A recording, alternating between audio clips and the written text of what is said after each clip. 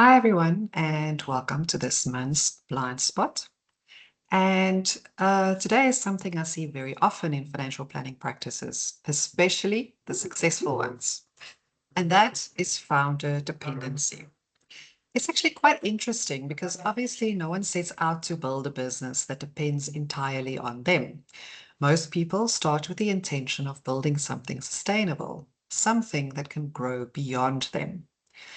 But as the business and the team grows, somewhere along the line, the business slowly starts revolving around the founder.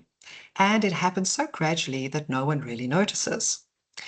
If you look at a lot of practices, the founder is still at the center of almost everything. They hold the key client relationships, they're involved in most of the big decisions, and very often things still need to go through them before anything really moves.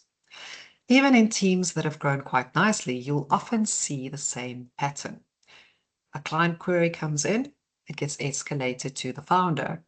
A decision needs to be made, it gets deferred to the founder. And day to day, the business still looks to that one person for direction.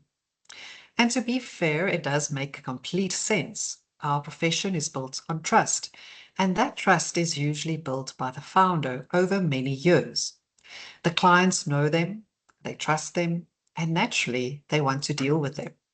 And at the same time, founders tend to feel a very strong sense of responsibility. This business is their creation, their blood, sweat, and tears. They want to protect the client relationships, they want to maintain quality, and they want to make sure things are done properly. So even as the team grows, they stay closely involved, often without realizing just how central they've become. The problem is that over time, this creates a business that's quite difficult to step away from. If most relationships sit with the founder, client continuity becomes a risk. If most decisions rely on the founder, the business starts to slow down as it grows. And if too much knowledge sits with one person, the team can't really operate independently. You also start to see pressure building inside the team. Good advisors may feel like they're not fully trusted with clients. Decisions get stuck in bottlenecks, and it becomes harder to develop future leaders within the business. And then, from a bigger picture perspective, this has a direct impact on succession and value. Because a business that can't operate without the founder is very difficult to transfer, sell, or scale. So, what looks like a strong, successful practice on the surface can actually be quite fragile underneath. So, maybe a useful question to sit with is this: if you stepped away from your business for 3 to 6 months, what would stop functioning without you? And more importantly, why?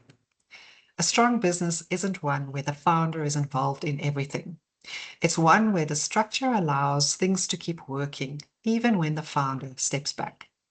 Because the real strength of a professional practice is not how much it depends on one person, it's how well it functions without them.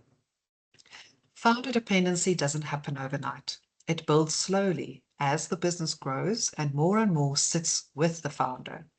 But the earlier you spot it, the easier it is to start shifting relationships, responsibility, and structure across the team.